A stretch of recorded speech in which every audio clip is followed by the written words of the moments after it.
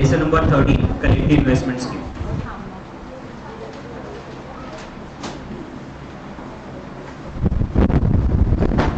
Okay, the meaning of collective investment scheme, ये chapter आप module में से ही करो क्योंकि नोट्स में के बाद ये चैप्टर में बहुत सारे अमेंडमेंट्स हैं, बहुत सारे, यानी अपन ये बोल सकते हैं कि पूरा का पूरा अमेंडमेंट ही आया होगा। और ये चैप्टर जब भी मैंने रेगुलर क्लास में करवाया था, मॉड्यूल में से ही करवाया था, मैंने आपको क्लास में नोट्स में से करवाया नहीं था। द रीजन इज दैट क्योंकि बहुत सारे चेंजेस इसमें आए।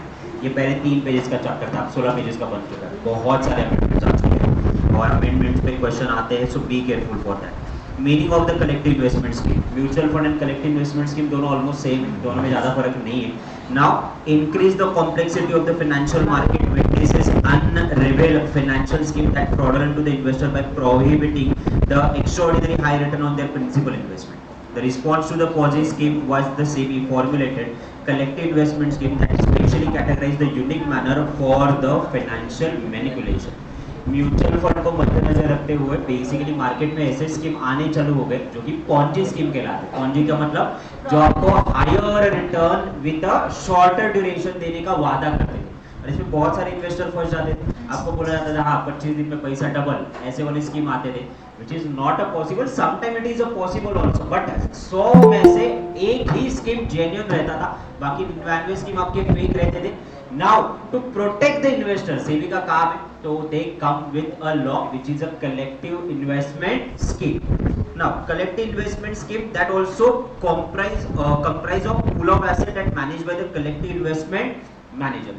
कल का अपन म्यूचुअल फंड का डेफिनेशन देखा था, वहां पे ट्रस्ट था, यहाँ पे ऐसे कोई ट्रस्ट वस्ट है क्या? नहीं। दूसरी चीज, वो भी फंड क्या कर रहे थे, पूल कर रहे थे बाय सेलिंग देयर यूनिट, और वो इन्वेस्ट कहाँ पे कर रहे थे, तो सिक्योरिटीज मार्केट में, रियल एस्टेट में, गोल्ड्स में इन्वेस्ट कर रहे थे to earn a return out of it. Now ये वाले भी क्या करें, ये एसेट पूल करें, और इसको मैनेज कौन कर रहा है, collective investment manager, govern by the collective investment scheme regulation given by SEBI.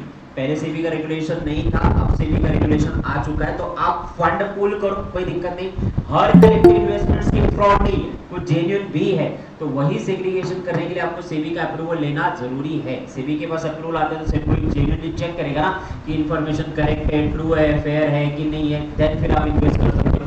तो the collective investment scheme manager is govern by the collective investment scheme regulation by the SEBI. तो ये वर्ड बहुत ज्यादा इंपॉर्टेंट है। कलेक्टिव इन्वेस्टमेंट स्कीम क्या है, it comprise pool of asset, कौन कर रहा है, it is managed by collective investment manager, govern by collective investment scheme regulation given by SEBI. Now section याद रखो, इनका सेक्शन है सेक्शन 11AA।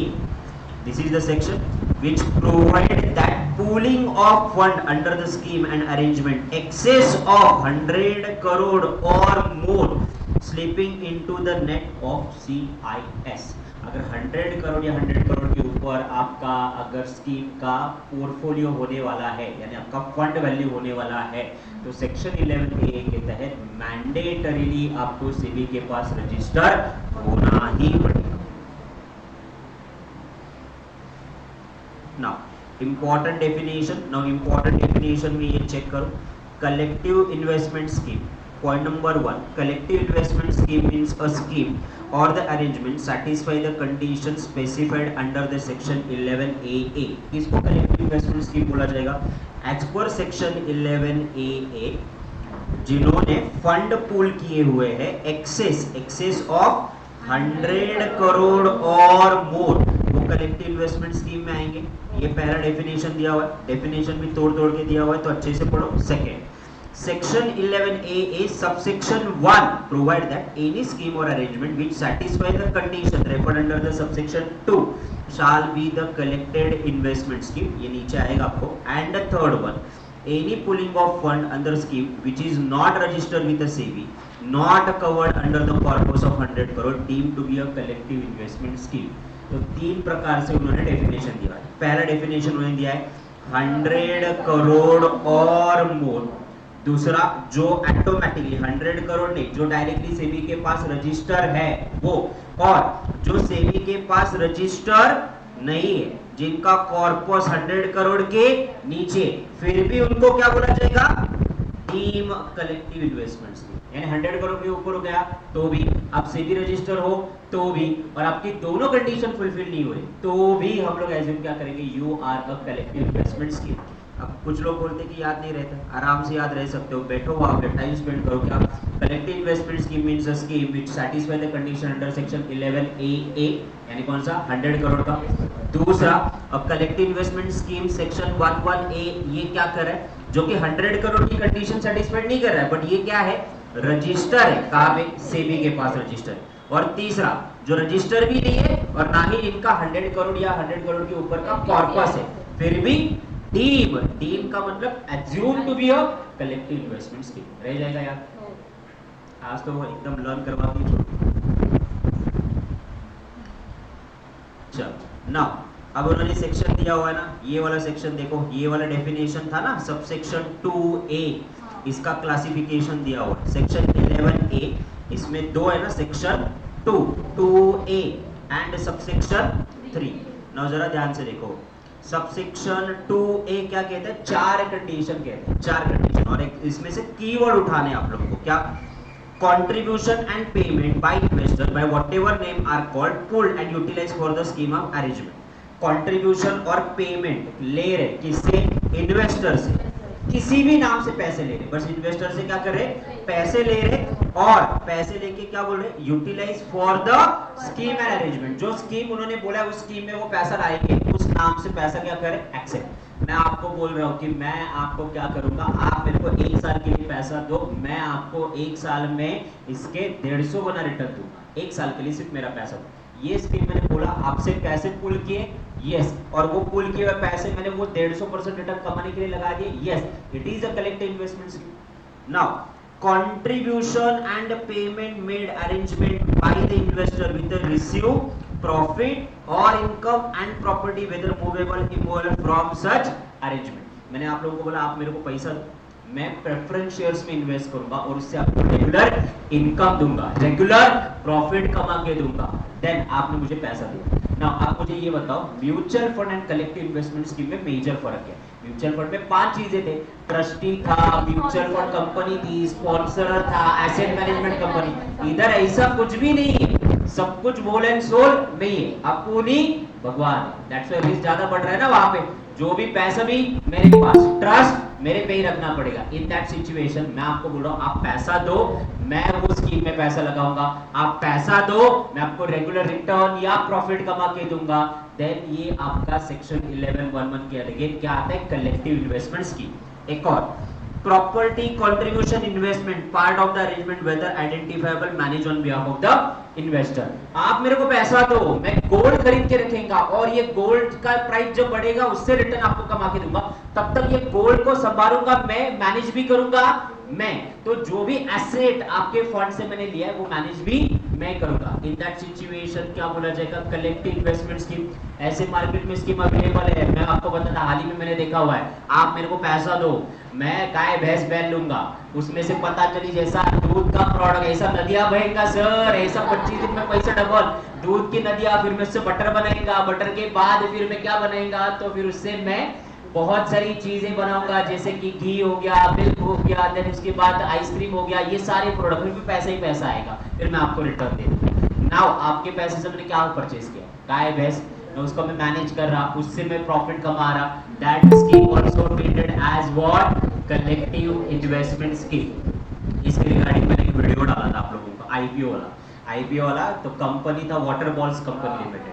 तो वाटर बॉल्स कंपनी लिमिटेड करके एक कंपनी एस्टैब्लिश करता है, एक चार्टर्ड अकाउंटेंट एस्टैब्लिश करता है, जसपाल भट्टी दिखता है एक्चुअली, वो सीए होता है। तो वो क्या करता है कि एक वाटर बॉल्स करके कंपनी एस्टैब्लिश करता है, और सब लोग मार्केट में न्यूज़ फैलाते हैं, वाटर बॉल्स कंपनी बहुत भारी है, वाटर बॉल्स कंपनी का प्रॉफिट बहुत हो रहा है, वाटर बॉल्स कंपनी की एक ब्रांच फॉरेन में भी है एंड ऑल दैट। तो सब लोग उनकी शेयर खरीदना लगते हैं, फिर शेयर खरीदने लगते हैं, तो जितने भी प्रमोटर एंड इन्वेस्टर है ना, जैसे ही शेयर का प्राइस बढ़ जाता है, प्रमोटर अपनी होल्डिंग क्या करते हैं, कम कर देते हैं और प्रॉफिट बुक करना चालू कर देते हैं, तो मार्केट में प्राइस कम हो जाता है। फिर बाद में लोग इंक्वायरी करते हैं कि यार water balls company international company, foreign investment था, फॉरेन प्राइस था, कंपनी करती क्या है, बाद में समझ में आया कि वाटर बॉल कंपनी का मतलब था पानीपुरी वाला कंपनी।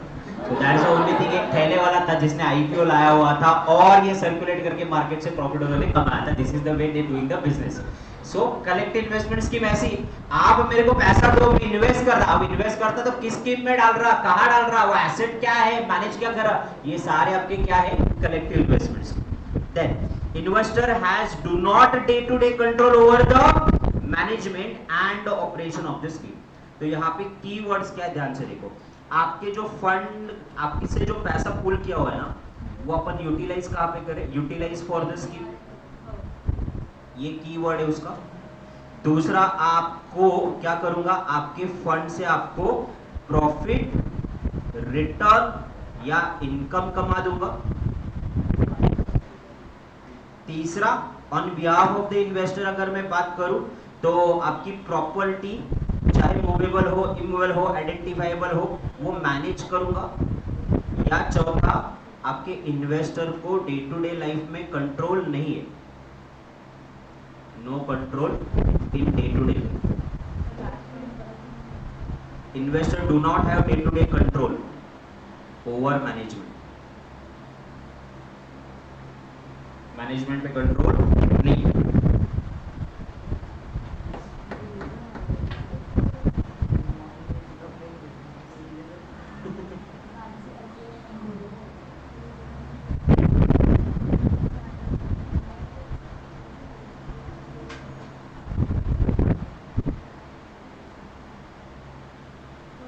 Done, sir.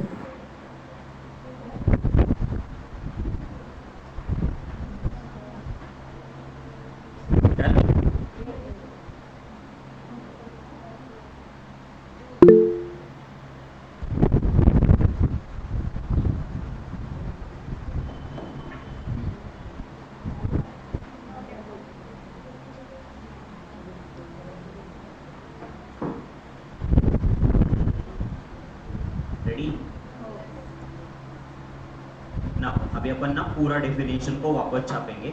और मैं बोल रहा हूँ ना, कुछ चीज़ें इंपॉर्टेंट है, टाइम लगता है लगने. तो देखो, मैं ज़्यादा बर्डन नहीं डाल रहा. सिक्योरिटी जैसा सब्जेक्ट है, एक दिन में एक कवर कर रहा हूँ, तो इसको यूटिलाइज करो. आज टॉपिक खत्म करो. तो मैं आपका क्विकली रिवीजन, एक दिन में 2 टॉपिक, 3 टॉपिक आप खत्म कर सकते हो. जो टॉपिक इजी थे मैंने एक दिन में 2 करवाया. 9 चैप्टर 10 चैप्टर इजी था, वो खत्म करवाया था अपन ने डेली बेसिस पे. कल का चैप्टर इंपॉर्टेंट था, पढ़ने के लिए टाइम लगा. आई होप आपने शाम को उसको रिवाइज किया है. देन अभी आज ये वाला करेंगे. तो कलेक्टिव इन्वेस्टमेंट्स की ज़्यादातर मैं चीज़ें क्लास में ही करवा रहा हूँ. जैसे कि एलिजिबिलिटी क्राइटेरिया क्लास में ही करवाया था, टाइप्स क्लास में करवाए थे, कैटेगरीज क्लास में ही करवाए थे. वैसे ये भी आज करवा के जाएंगे. टाइम लगता है लगने दो, कोई दिक्कत नहीं, आराम से हो जाएगा. अपन अपने प्लानिंग से 4 दिन पहले advance, so don't worry about it. अपने पास सफिशिएंट टाइम है. एक और मैं CMA का मेरे को 2 दिन टाइम दो, थोड़ा सा मेरा शेड्यूल भी चल रहा है. तो एक पास्ट एग्जामिनेशन करके ब्रह्मास्त्र करके एक बुक आएगा, take a print, soft copy में भेजूंगा. प्रिंट आउट नहीं पॉसिबल मेरे को अरेंज करना, वो किसी को मिलती है किसी को नहीं मिलती है. सॉफ्ट कॉपी में आपको अलाउ करूंगा. उसमें सम अराउंड 300-350 के आसपास MCQ है, जो कि पास्ट एग्जामिनेशन से क्वेश्चन है, उसके नीचे आंसर है, क्वेश्चन है, उसके नीचे आंसर है. जस्ट रैंडमली सॉल्व करते हैं, रैंडमली. ओके. और ये चैप्टर वाइज क्लासिफाइड है. चैप्टर वाइज है, चैप्टर 1 है. तो अब एक काम करो ना, मैंने मॉड्यूल में लिख के दे दिया ना आप लोगों को कि कौन सा नोटबुक रेफर करना है कि क्या रेफर करना है. उसमें से रिवाइज करो, MCQ सॉल्व करो, रिवाइज करो और MCQ सॉल्व करो. ये होगा क्या, 21 से लेके 30 तारीख तक आपका सेकंड टाइम रिवीजन हो जाएगा CMA का.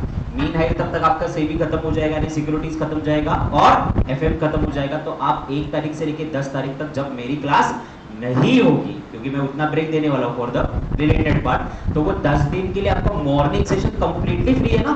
तो उस टाइम पे आप पूरी जान लगा सकते हो for the securities and FM. तो वो 10 दिन में, सिक्योरिटीज का तो थोड़ा टाइम लगेगा, बट FM तो डेफिनेटली 10 दिन में खत्म करवा सकते हो. तो आपका वो 10 दिन में FM खत्म हो जाएगा, सिक्योरिटीज हो जाएगा. देन विल प्लान कैसे मैराथन करना है, क्या होना है, कैसे वर्क ऑन करना है. एंड देन बाकी का 20 डेज आपका सेल्फ स्टडी. जनरली मैं डिटेल में इसीलिए करवा रहा हूँ बिकॉज मैराथन मेरे को पसंद नहीं है. जेन्युइन मेरे मैराथन से बेटर मेरे को डिटेल रिवीजन बोलो, मैं वापस दे देता, बट मेरे को मैराथन पसंद नहीं. मैराथन में क्या होता है, सुबह आके बैठो, रात के 9 बजे तक बैठो, उतनी बैठने की कैपेसिटी होती नहीं है. मैं खत्म करते जाता हूँ, मेरे एफर्ट लगते हैं, आपकी वैल्यू एडिशन कुछ भी नहीं.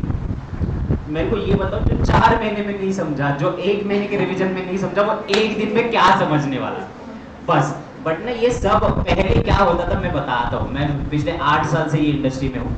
पहले 200-300 रुपए लेके मैराथन बैच दिए जाते थे. 200 रुपए 300 रुपए. तो ये क्लास के लिए रेवेन्यू जनरेटेड था. अरे एक दिन में पढ़ाओ, 200 रुपए लेके जाओ. तो लिटरली ऐसे नाम दिए थे हम लोगों ने कि मैं भी इवन जब मैराथन लेता था CS के लिए या फाउंडेशन के लिए, we used to charge revision. आपके लिए अभी फ्री हुआ है, इससे पहले चार्ज रहता था रिवीजन. इवन मैराथन्स चार्ज रहते थे इन दैट सिचुएशन। तो लिटरली हम लोगों ने ऐसे नाम दिए गए थे घर पे, क्या वो बाथरूम का टाइल निकल गया है तो टाइल बिठाना है तो एक मैराथन ठोक के आते हैं। तो कभी ऐसे नहीं बोलते थे हम लोग कि मैराथन लेने जा रहे, टाइल पैच लेने जा रहे हो बोले वो उससे 200 रुपए 300 रुपए जितने भी बच्चे हैं उससे घर का टाइल का काम करेंगे। मेरे साथ एक विजय सरडा सर थे, पहचानते हैं वो लोग। वो बोले, मैं बोला सर कहाँ जा रहे हैं? सर ट्यूशन बैच जा रहा हूँ। मैंने बोला सर ट्यूशन बैच, वो बच्चे का ट्यूशन फी भरना है। बोले ट्यूशन बैच जा बस जाते थे, एक दिन मैराथन खत्म करते थे पैसा लेके वापस। So that's the only thing we as a teacher know. देखो हम लोगों को वैसे भी हम लोगों ने बाद में चार्ज करना बंद कर दिया, बिकॉज हम लोग को वो रियलाइज हुआ। पहले कैसे नई चीज थी, हमको लगता था कि बच्चों को फायदा हो रहा है, people are paying so it is a value addition. Letter words हम लोगों को रियलाइज हुआ कि ये इतना फ्रूटफुल नहीं हो रहा है, so we stop charging for that. आपको करना है करो, नहीं करना नहीं। मैं क्या करूंगा, वापस यही चीजें बताऊंगा, वही कलेक्टिव इन्वेस्टमेंट स्कीम वाला करूंगा। एंड आई बिलीव इट, एक ही बार करो, अच्छे से करो, बार बार कदम करने की या कुछ चीजें रखने की जरूरत नहीं है। डू दैट, बट देखो आपको कितना बेनिफिशियल होने वाला है, उसके हिसाब से आपकी प्रिपरेशन 10 दिन की परफॉर्मेंस देखते हैं। अगर मेरी जरूरत हुई तो हम आज ही रहे, मेरी जरूरत ना लगी तो बेटर ही है।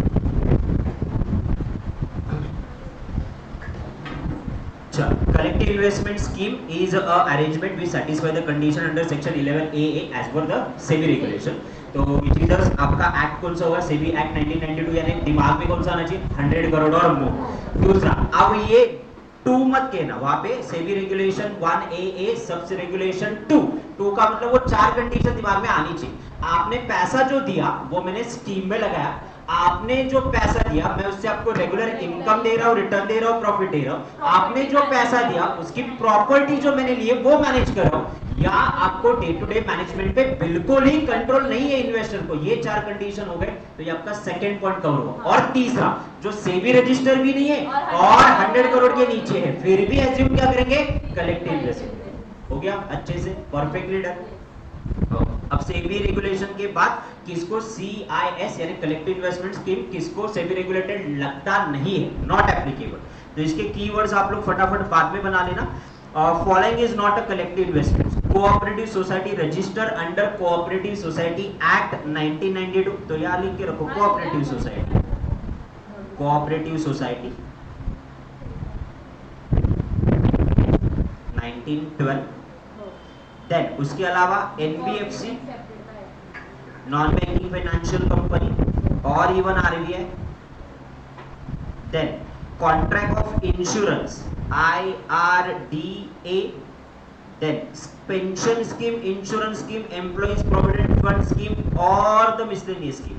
तो pension fund, PPF public provident fund, इनको एप्लीकेबल नहीं। Deposit as per company act, company act के हिसाब से अपन डिपॉजिट इशू कर सकते हैं ना, तो वो भी यहाँ पे कवर नहीं है। डिपॉजिट एक्सेप्टेड बाय निधि कंपनी, निधि कंपनी और म्यूचुअल फंड भी यहाँ पे आता है। आगे आएगा देखो mutual fund. Chit business,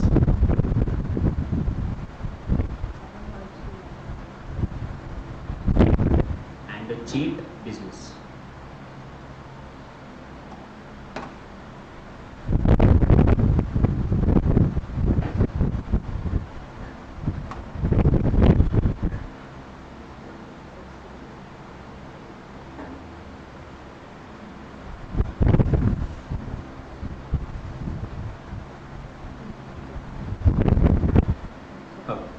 now ध्यान से देखो, क्लियर करें इसको। Cooperative society covered under cooperative society act. उसके अलावा आपके non banking financial company RBI।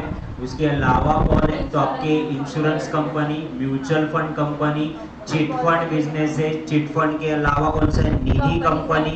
Deposit accepted by company as per the company act, ये यहाँ पे कवर्ड नहीं होते। ऑनलाइन वाले clear? Yes, sir. Clear. Now अब ये इंपॉर्टेंट डेफिनेशन है, ये भी मैंने शॉर्ट में आपको करवा के दिए हुए हैं। Collective investment management company, collective investment scheme अलग है और इनको चलाने वाली कंपनी अलग है। तो ये बात करें कलेक्टिव इन्वेस्टमेंट मैनेजमेंट कंपनी, ये कैसी होनी चाहिए? पहली चीज तो ये कंपनी होनी चाहिए, register as per the company act. दूसरा, ये सेबी रजिस्टर भी होनी चाहिए, और सेबी रजिस्टर के साथ साथ इनका ऑब्जेक्ट क्या है, कलेक्टिव इन्वेस्टमेंट स्कीम को मैनेज और ऑर्गेनाइज करना। तीन चीजें आनी चाहिए। क्या? It should be incorporated as per company act, register with SEBI, and object is to organise, operate and manage collective investment scheme.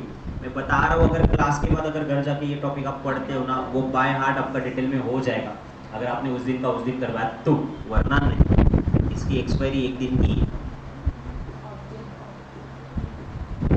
Objective तो क्या, incorporated as per company act, register with the SEBI, and object is to organise and manage and collective investment.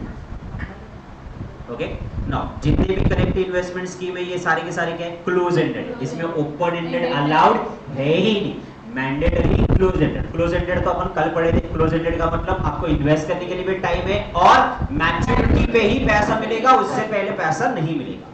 So the close-ended scheme means a collective investment scheme launched by the investment company with the period of maturity and collective investment scheme. There is no provision for repurchase before expiry or the maturity of the scheme. Next one. इतना आराम से।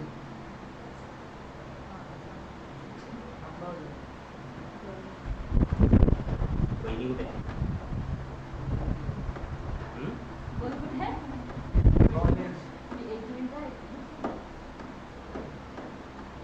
Done. Then collective investment scheme property. तो collective investment scheme property में मैंने ये shortcut में keywords दिखवाया आपको। Cash और बैंक, आपसे आया हुआ पैसा मेरे पास कैश में या बैंक में, तो वो मैनेज करना, वो भी इन्वेस्टमेंट है। आपने वो किसी प्रॉपर्टी में डाला हुआ है, एसेट्स एंड लायबिलिटीज में, तो वो भी इन्वेस्टमेंट है।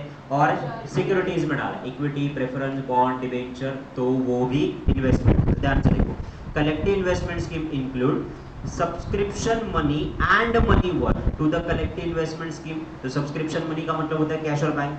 प्रॉपर्टी एक्वायर्ड डायरेक्टली और indirectly out of the subscription money, and income arises directly indirectly from the subscription or subscription of a money or property.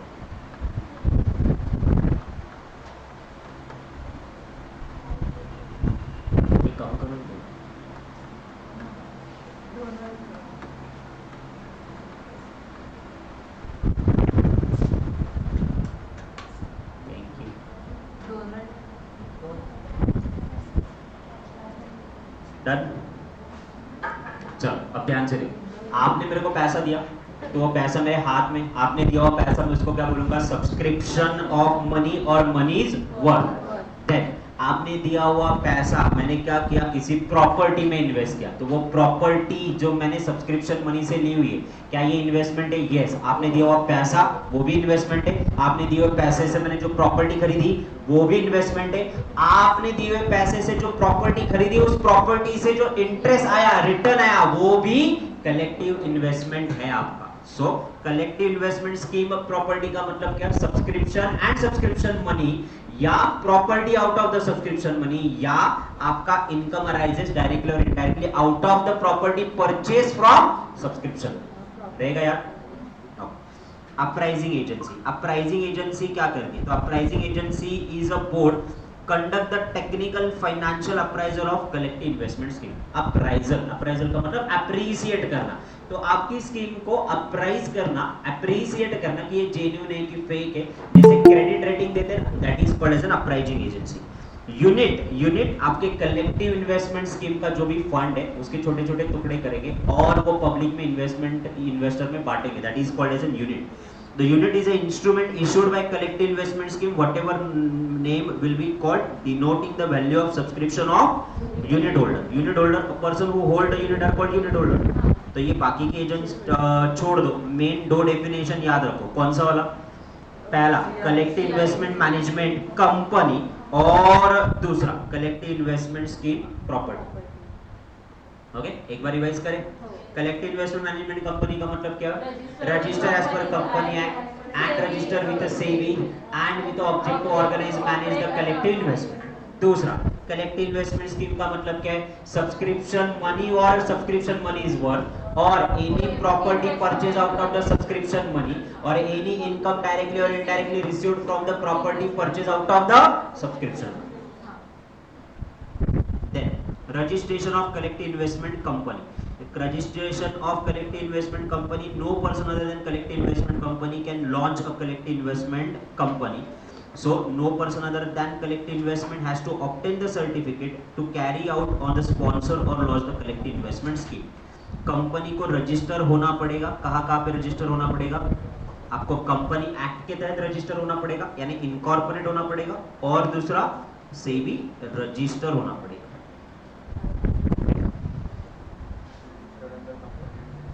Then registration provision as per SEBI Act. No person shall sponsor or cause to be a sponsor or carry or cause to be carry out any venture capital fund or collective investment scheme, including mutual fund, unless they obtain the certificate of registration from SEBI accordance with the regulation. कोई भी collective investment scheme, unless and until get a registration certificate, you can't issue offer document. Mandatorily register आपको होना पड़ेगा, और बिना registration के अगर आप स्कीम लॉन्च करते हो तो आपकी स्कीम को हम लोग क्या करेंगे? बैन करेंगे. Now regulation number 4. Regulation number 4 talk about that key person proposed to carry out the activity of collective investment management company, application to the SEBI, और एप्लीकेशन सेबी को करने के बाद ही उनको रजिस्ट्रेशन ग्रांट किया जाएगा.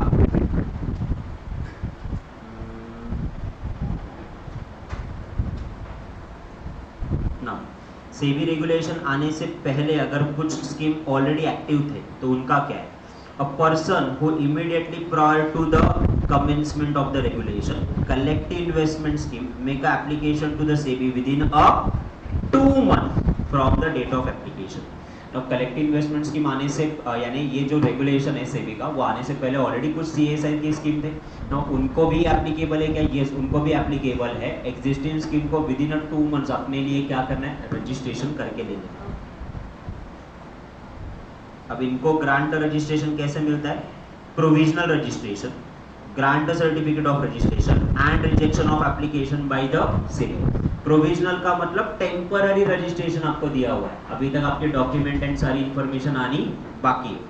Grant certificate of register, fully register, सारे compliances आपके हो चुके. और रिजेक्शन ऑफ एप्लीकेशन, यानी इसका मतलब आपकी स्कीम को हम लोगों ने रिजेक्ट कर दिया, they are not be a part of your securities market.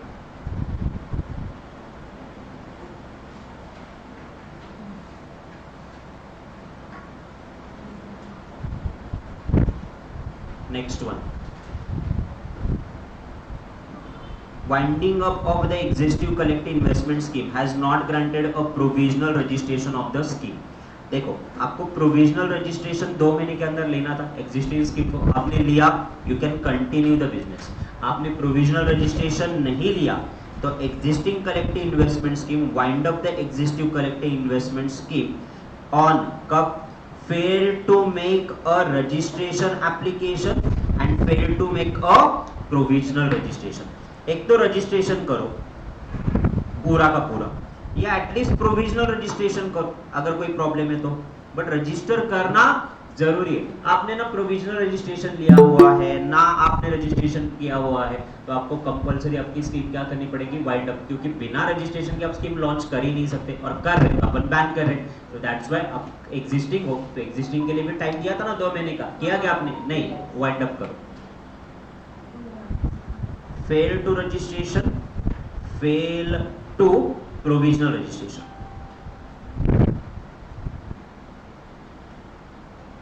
Okay, now ये मैं आपको क्लास में टाइम दे रहा हूँ तो टाइम पास मत करो, इसको पढ़ो, घर पे आपका पढ़ने का टाइम कम हो जाएगा. इंपॉर्टेंट डेफिनेशन में कलेक्टिव इन्वेस्टमेंट स्कीम वापस दोबारा देखो.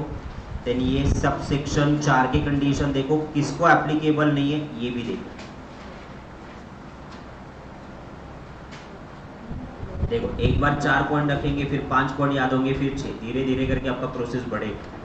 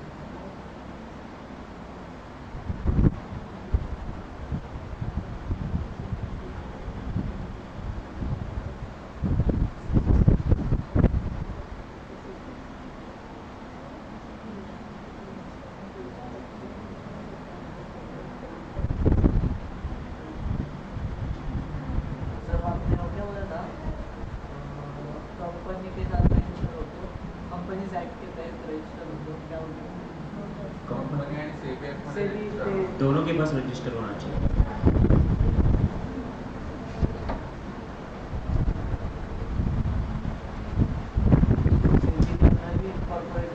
सेबी के नहीं, कंपनी के अंदर इनकॉर्पोरेटेड होना चाहिए, तो कंपनी हो, और सेबी के अंदर रजिस्टर होना चाहिए।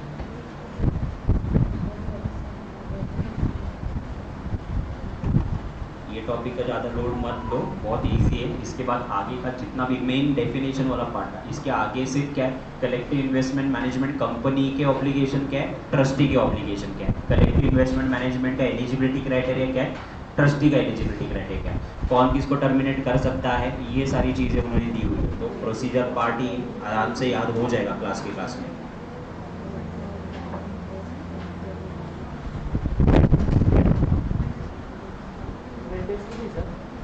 इसका वेटेज बढ़ा है अभी फिलहाल के लिए, तो ये अभी वाले में अमेंडमेंट से तो मेरे हिसाब से 10 मार्क का तो वेटेज है इसमें।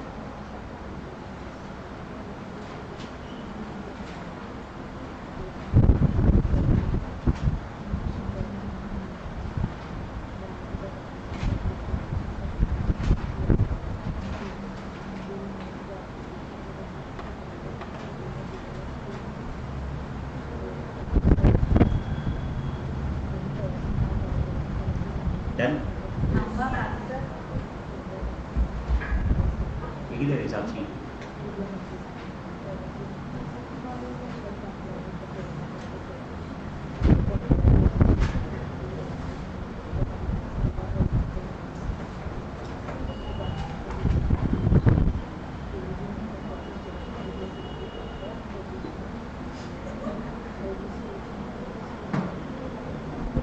किती वेळेस ॲक्च्युअली मेलो मरते आता मी मरते मी असं काही उद्योग कशाला करायचं।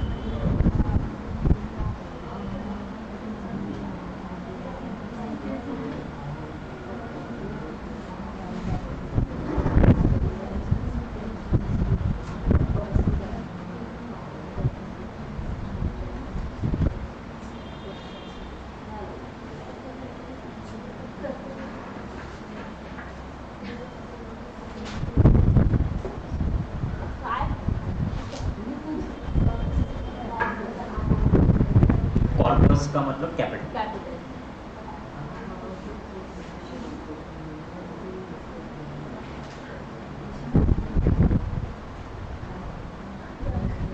डन, जी बोलो।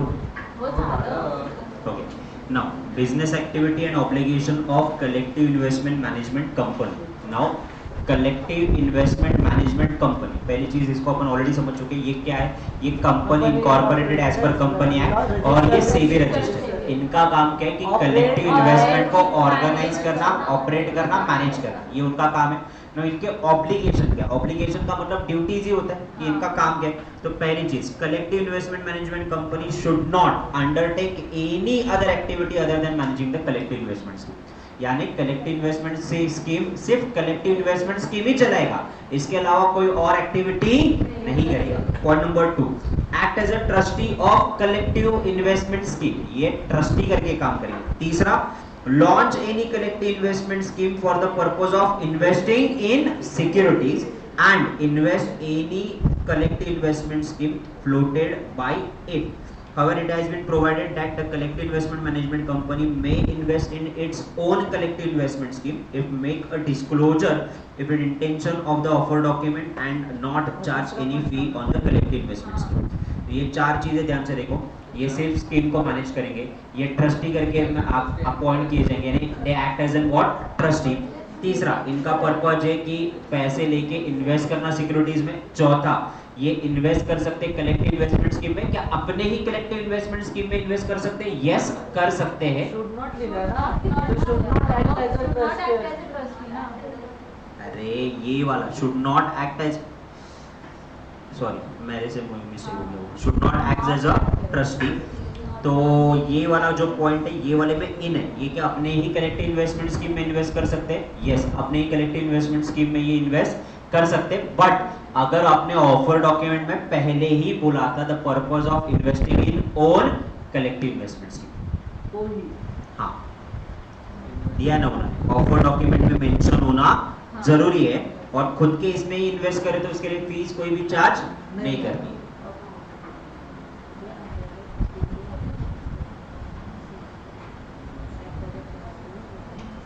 Done. Invest in any floated का मतलब फ्लक्चुएटिंग स्कीम में नहीं डाला।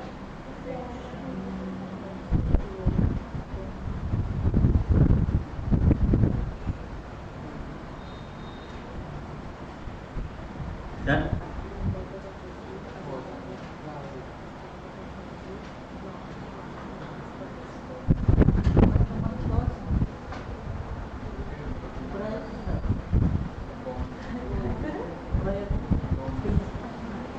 नाउ यहाँ पे आ जाओ, obligation of collective investment management company. Now, they are responsible for managing the fund and the property of collective investment scheme on behalf of the unit holder and take a reasonable necessary step to due diligence ensure that it is managed accordance with the regulation, document and the trusted। तीन काम है इनके, तीन क्या? Collective investment scheme को क्या करना है? मैनेज करना है। कैसे मैनेज करेंगे कि मेक श्योर दैट कि सारे सेबी रेगुलेशन फॉलो किए जाए, ऑफर डॉक्यूमेंट में जो बोला गया है वो फॉलो किया जाए, और ट्रस्ट डीड में जो बोला गया है वो फॉलो किया जाए। तो collective investment management company responsible for managing the fund और एसेट ऑफ द कंपनी। कैसे? As per the SEBI regulation, as per the offer document, as per the trust. कैसे मैनेज करेंगे?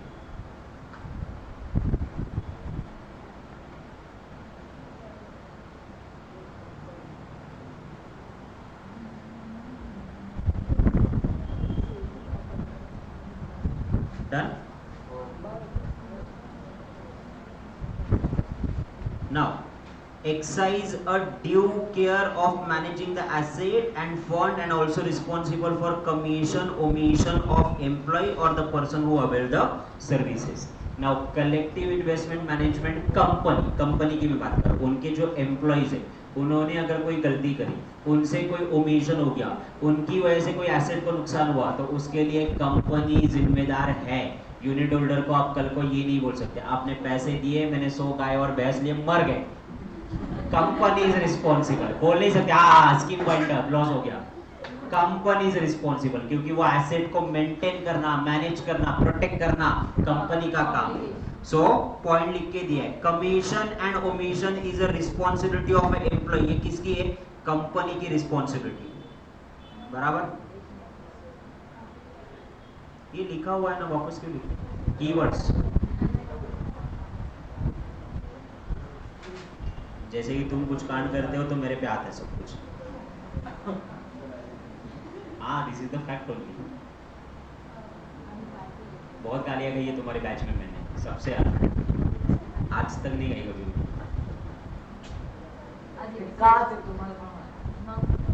ऑनलाइन लोग एकदम प्यार है तुम्हारे, वैसे कभी गाली नहीं, सिर्फ ऑफलाइन वाले से। Thank you, sir. इंटरनेट गेल्यावर तुम्हाला पण शिव्या घालतात। तुमको लगता क्या है ऐसे? मेरे पे भरोसा नहीं, मेरे पे भरोसा नहीं। अरे बेशर्म को तुमने करियर लगाया तुम्हारा मेरे पे, 25,000 पे करे, अब मेरे पे भरोसा नहीं। सोच लो तो पहले बोलने से। तुम्ही चहा आणि कॉफी मिक्स करताय, चहा वेगळं, तुम्ही तेच केलंय क्लासमध्ये, आले होते कशासाठी? वेगळ्यासाठी। तुम्ही काहीतरी त्यात वेगळंच मिक्स केलं, पण अभ्यास खाल्ल्याशिवाय मी समोर आदर्श असं त्यांनी त्याचा आदर्श कुठलं तरी दगडूशेठ पाटील ठेवला।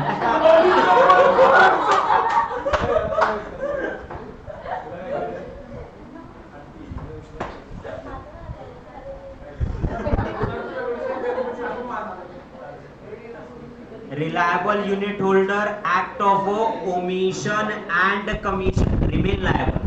अगर कंपनी से गलती हुई, कंपनी के एम्प्लॉय से गलती हुई, कंपनी ऑलवेज लायबल रहेगी to their unit holder for omission and commission.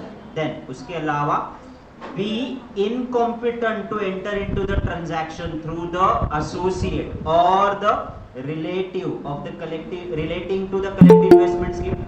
However, in case of collective investment management company enter into the transaction related to the collective investment scheme with any associate, report the effect immediately sent to the trustee and SEBI.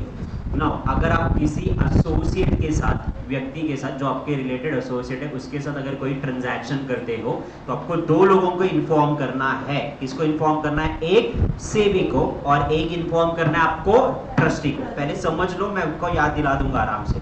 आपको RTA and STA appoint करना है. Then उसके अलावा RTA STA क्या करेगा? किसने कितने unit खरीदे और किसने कितने यूनिट बेचे, इसका रिकॉर्ड मेंटेन करना.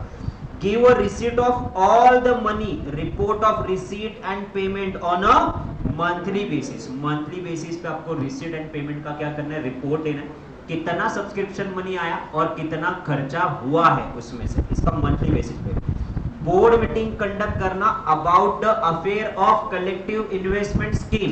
की स्कीम का परफॉर्मेंस क्या है, कैसे बोर्ड मीटिंग होगा? At least twice in 3 months. Ensure that officer employee do not make improper use of his position and information.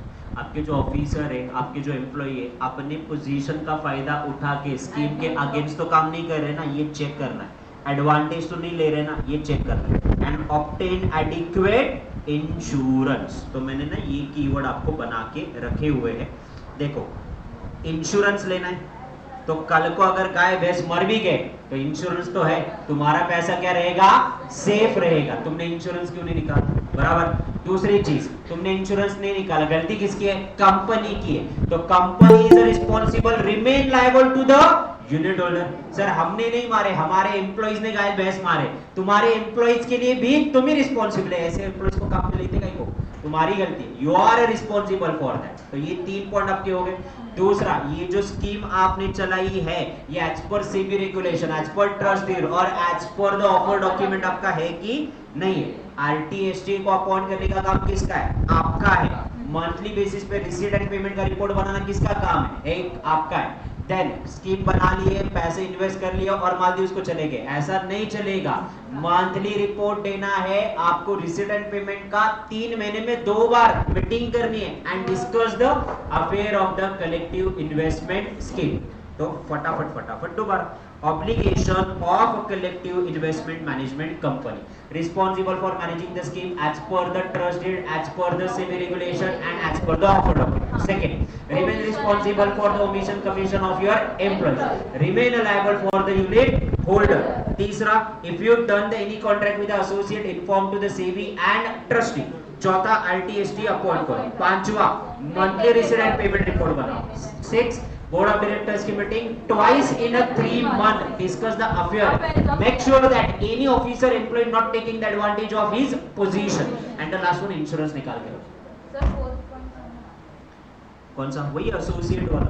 Associate के साथ अगर कोई कॉन्ट्रैक्ट करे तो रिलेटेड पार्टी ट्रांजैक्शन ना. रिलेटेड पार्टी ट्रांजैक्शन छोड़ के डिस्क्लोज. इनकॉम्पिटेंट कॉन्ट्रैक्ट अगर करते हो तो एक बार गो थ्रू करो, आपके लेवल के हिसाब से आप एक बार पढ़ो, क्योंकि मेरे साथ सब कुछ याद ही लगता.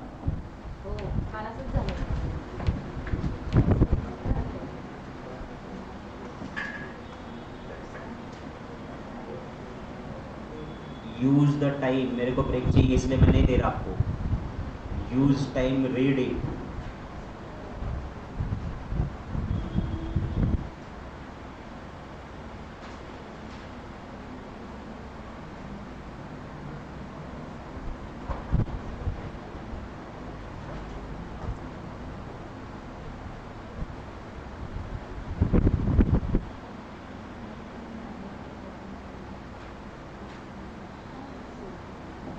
ईवीसीएल का सेशन नहीं आ.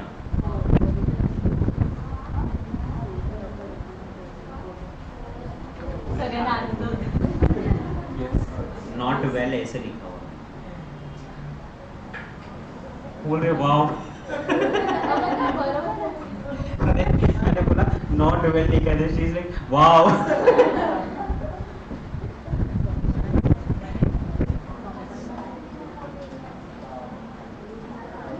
चलो हो गया क्या? अरे अब तो जोश में करो, वैसे भी आपका ऑफ है। और घर निकलो, इधर घूमते मत बैठो इस चौक में, इधर घूमते रहते हैं, चाय पियो, गली में घूमो, डोसा खाओ।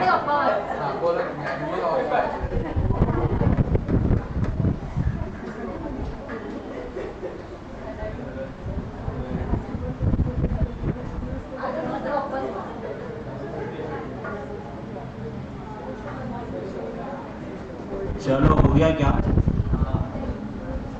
जाओ मैं आगे।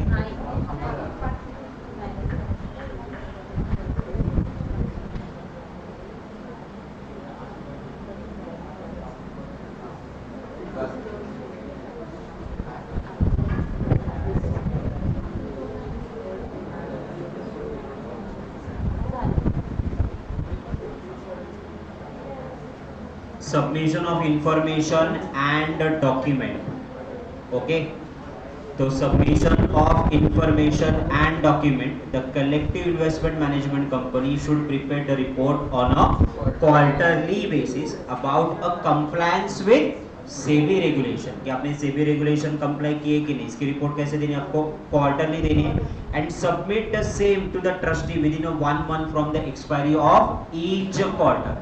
यानी क्वार्टर खत्म होने के 1 महीने के अंदर यही रिपोर्ट आपको किसको देनी है, ट्रस्टी को देनी है। दूसरा, collective investment company should file the trustee and the SEBI particulars of director along with the interest within a 15 days of their appointment। अगर किसी कंपनी में आपकी जो कलेक्टिव इन्वेस्टमेंट कंपनी, इसमें कोई डायरेक्टर अपॉइंट किया गया है और डायरेक्टर का उस स्कीम में अगर कोई इंटरेस्ट है, तो वो आपकी ट्रस्टी एंड सेबी को 15 दिन के अंदर from the date of appointment आपको बताना है। Furnish a copy of balance sheet, profit and loss account yearly to the unit holder within 2 months from the close of the financial year, and collective investment management company furnish report to the SEBI and the trustee as per the requirement affairs of the collective investment scheme। Now ये document submit किसको करने, company को submit करने, किसको करने, सेबी को करने and trustee को करने। तो कौन से डॉक्यूमेंट है, ध्यान से देखो। पहला सेबी रेगुलेशन वाला डॉक्यूमेंट है, ये ट्रस्टी को भी देना है और सेबी को भी देना है कि आपने रूल्स कंप्लाई किए। ये कब देना है, तो ये क्वार्टरली देना है, और ट्रस्टी को कब देना है, 1 महीना के अंदर, क्वार्टरली रिपोर्ट खत्म होने के बाद। देन साल खत्म होगा तो P&L बैलेंस शीट, आपकी कंपनी का परफॉर्मेंस क्या, ये आपको यूनिट होल्डर को देना है। कितने दिन में, 15 डेज नहीं, 2 months from the close of the financial year. Then collective investment scheme, आपका जो डायरेक्टर अपॉइंट किया गया है, उस डायरेक्टर का अगर इंटरेस्ट है along with the other companies, तो 15 days from the date of appointment. और नेक्स्ट वन कौन सा है, तो आपको फुल रिपोर्ट फर्निश करना है about the affairs of the collective investment scheme to the SEBI as well as to the trustee. तो मैं आपको एक छोटा सा डायग्राम बना के ही देता हूँ। Collective investment management company,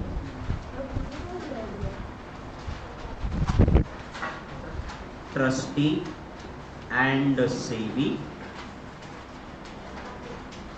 unit holder, okay, unit holder, annual financial statement,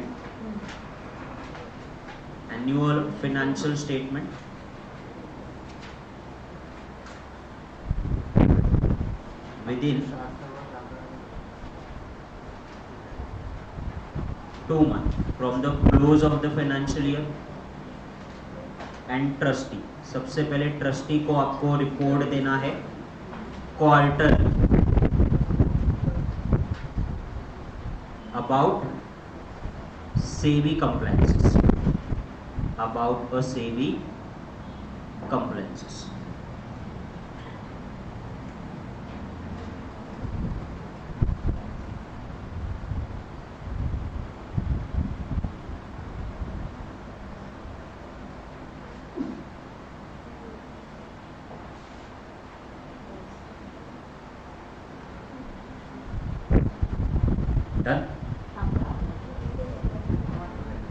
SEBI compliance का रिपोर्ट किसको देंगे, सेबी को।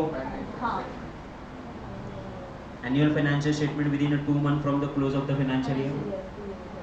Trustee and SEBI quarterly report देना है सेबी कंप्लायंस। सेबी कंप्लायंस का रिपोर्ट किसको देंगे, सेबी को।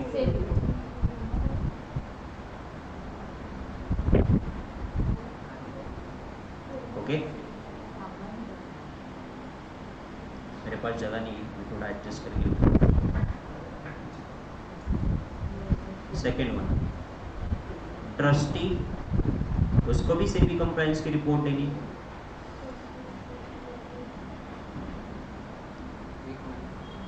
Within 1 month end of the quarter, within 1 month from the end of the quarter.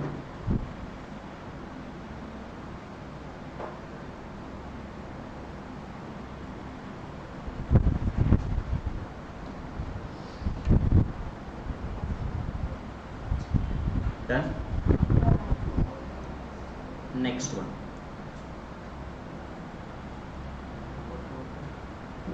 interest of a director within 15 days from appointment. Within 15 days of appointment.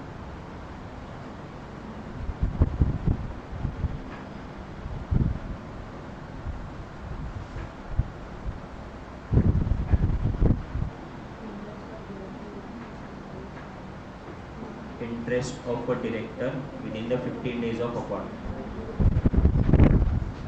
हो गया?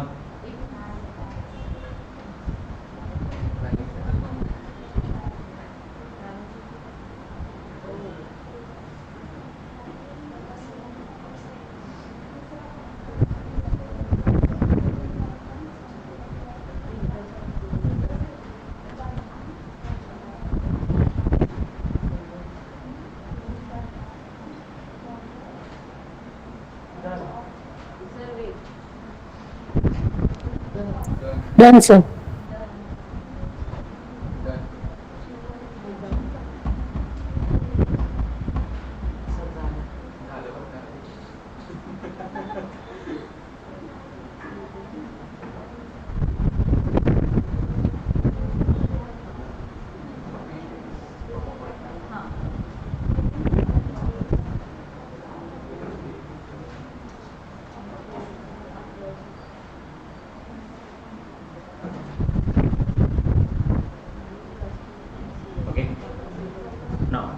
ध्यान से सुनो वहाँ पे।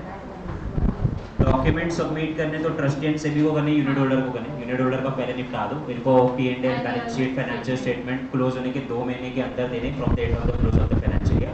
ट्रस्टी को रिपोर्ट देनी है, ट्रस्टी के साथ साथ सेबी को रिपोर्ट देनी है, सेबी कंप्लायंस की है। At the end of the quarter ये रिपोर्ट बनानी है और आपके ट्रस्टी को within 1 month of the end of the quarter submit करनी है।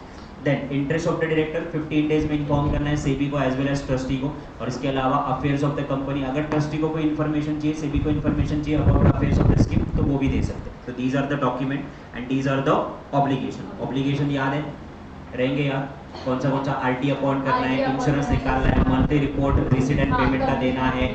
देन उसके अलावा आपको क्या करना है, कमीशन के लिए वो रिस्पॉन्सिबल रहेंगे, यूनिट होल्डर के लिए वो ऑलवेज रिस्पॉन्सिबल रहेंगे। स्कीम एज पर टीएड, as per SEBI regulation, as per offer document चलनी चाहिए।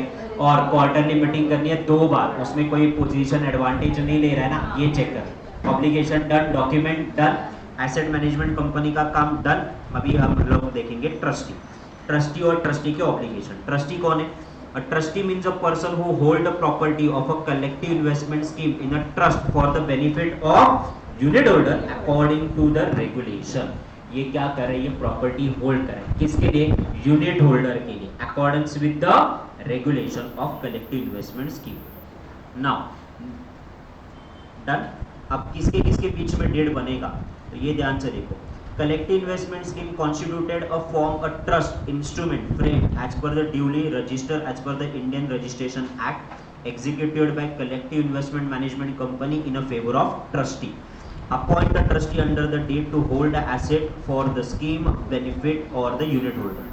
Content of the trust deed. Trust deed का content कैसे होना चाहिए? Safeguard the interest of unit holder.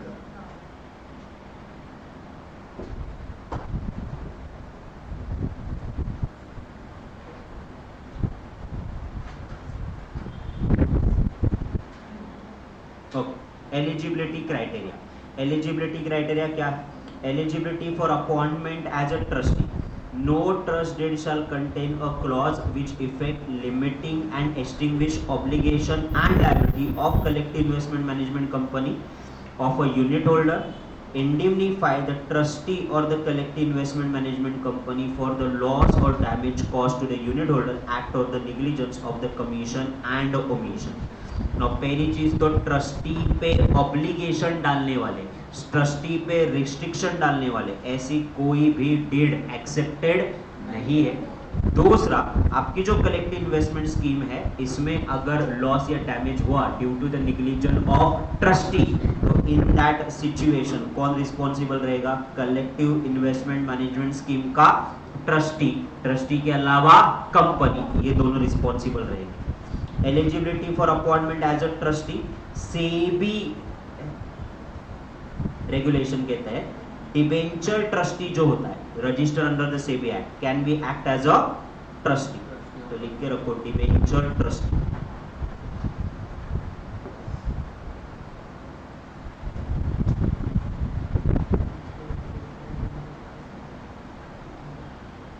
Okay, now debenture trustee कैसे होना चाहिए? इंडिपेंडेंट होना चाहिए। डिबेंचर ट्रस्टी अगर नहीं है तो कोई भी इंडिपेंडेंट पर्सन चाहिए, डिपेंडेंट नहीं चाहिए।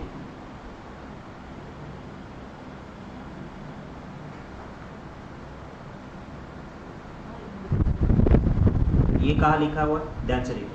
No person eligible to be appointed as a trustee if it directly और इनडायरेक्टली एसोसिएटेड और control over the collective investment management company. अगर कोई व्यक्ति अगर कलेक्टिव इन्वेस्टमेंट मैनेजमेंट कंपनी से डायरेक्टली और इनडायरेक्टली रिलेटेड है तो वो डिपेंडेंट हुई, तो वो एलिजिबल है क्या?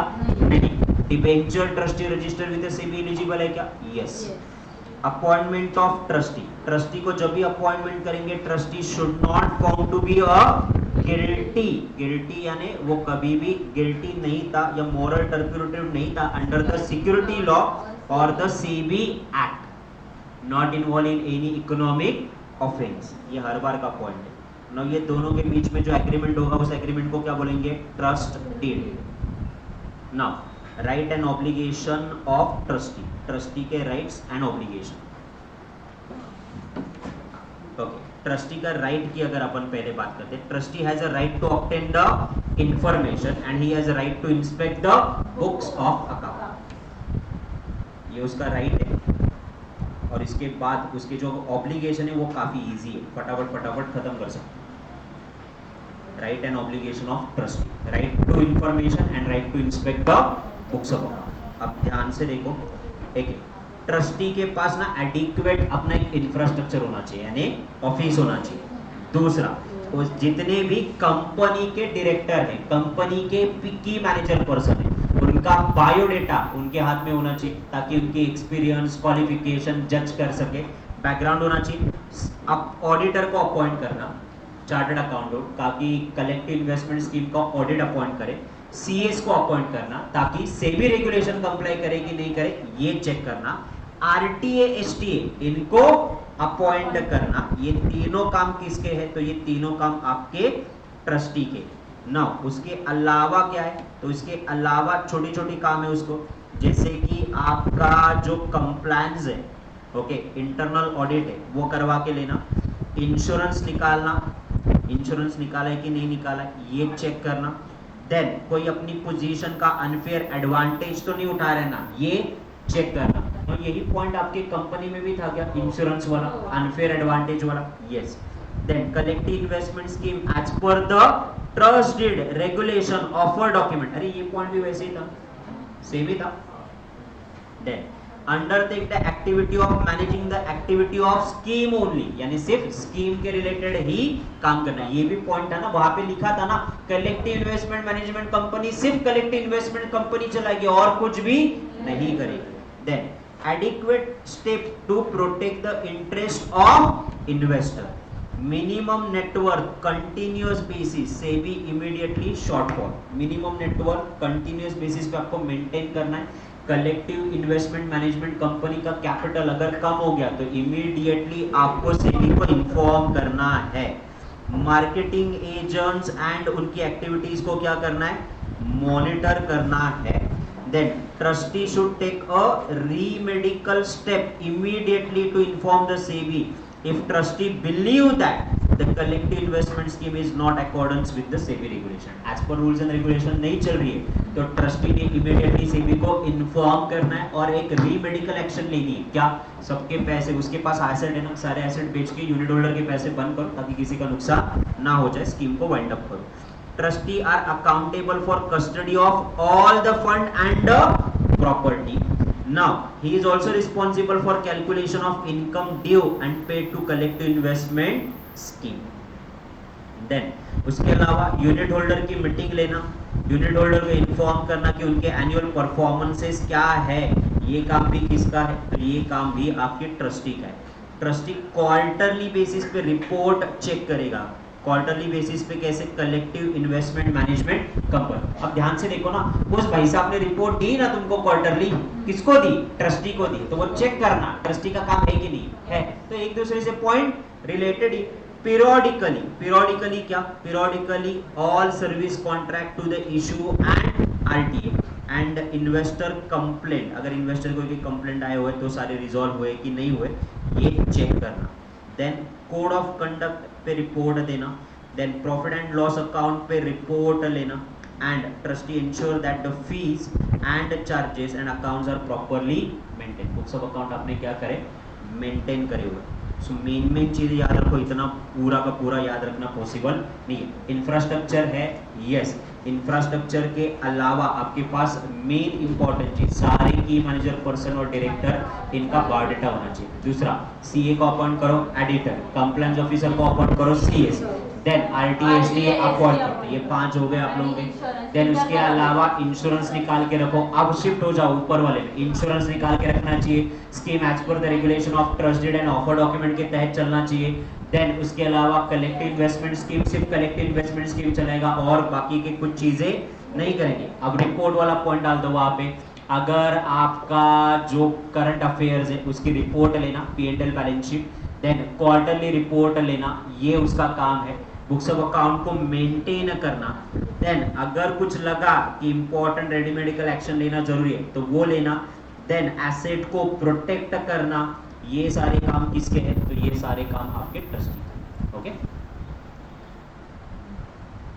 टर्मिनेशन ऑफ ट्रस्टी अपन देखेंगे and then will stop over here, क्योंकि अपने को बाकी के जनरल प्रोविजन भी देखने हैं। ऑलमोस्ट टाइम वाइंड अप पे है।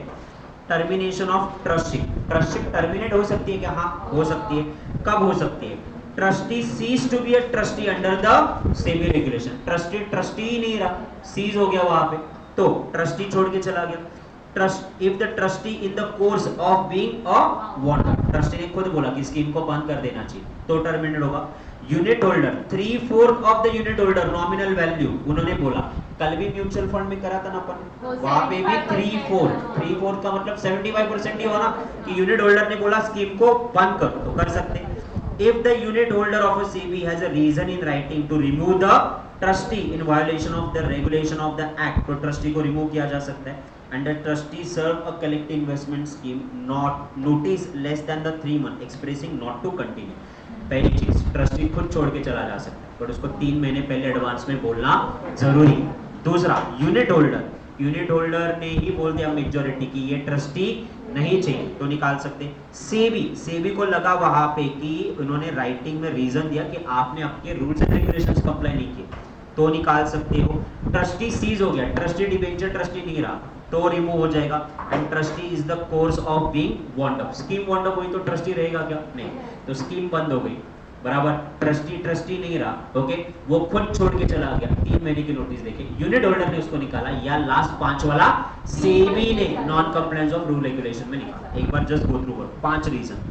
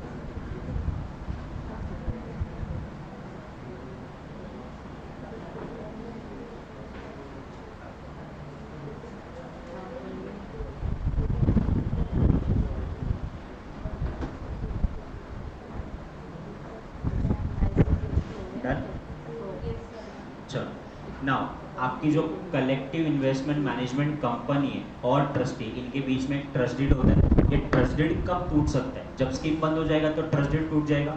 नाउ अब मुझे ये बताओ, ट्रस्टी को रिमूव कर देंगे तो भी ट्रस्ट डीड टूट जाएगा। और ट्रस्टी को रिमूव कौन करेगा? Unit holder. 75% की ट्रस्ट डीड को क्या करना चाहिए? ब्रेक करना चाहिए। और सेबी को लगा कि ये जो rules and regulation trust deed में लिखे हुए हैं ये सही नहीं है, not in the interest of the investor, तो भी टूट जाएगा। तो 3 रीजन की वजह से आपका ट्रस्ट डीड तोड़ा जा सकता है। एक, स्कीम बंद हो गया, देन यूनिट होल्डर 75% और SEBI by the non compliance with the rules and regulation. तो ये वाले चैप्टर में अपन ने कलेक्टिव इन्वेस्टमेंट स्कीम का डेफिनेशन देखा, उसका एलिजिबिलिटी के 3 चीजें देखी, देन कलेक्टिव इन्वेस्टमेंट स्कीम के कुछ इंपॉर्टेंट डेफिनेशन देखे, इन्वेस्टमेंट का और collective investment scheme management company के डेफिनेशन देखी, देन कौन आ सकता है कौन नहीं आ सकता है वो देखा, देन अपन कलेक्टिव इन्वेस्टमेंट मैनेजमेंट का एलिजिबिलिटी क्राइटेरिया देखा, ट्रस्टी का एलिजिबिलिटी क्राइटेरिया देखा, उनके ऑब्लिगेशंस देखे, देन उसके अलावा टर्मिनेशन ऑफ एग्रीमेंट देखा। अब जनरल रूल्स एंड रेगुलेशंस वाला पार्ट आप लोगों को देखना है, वो अपन वो वाला पार्ट ब्रेक में देखेंगे। तो ये वाला पार्ट अपन थोड़ा सा ही है बट ज़्यादा इंपॉर्टेंट नहीं है, जो मेन पार्ट था वो मैंने क्लास में ऑलरेडी कवर कर लिया। इसमें सिर्फ अभी थोड़ा थोड़ा प्रोविजन वाला पार्ट है, तो ये अपन बाद में ब्रेक के बाद करेंगे। ओके, चलो।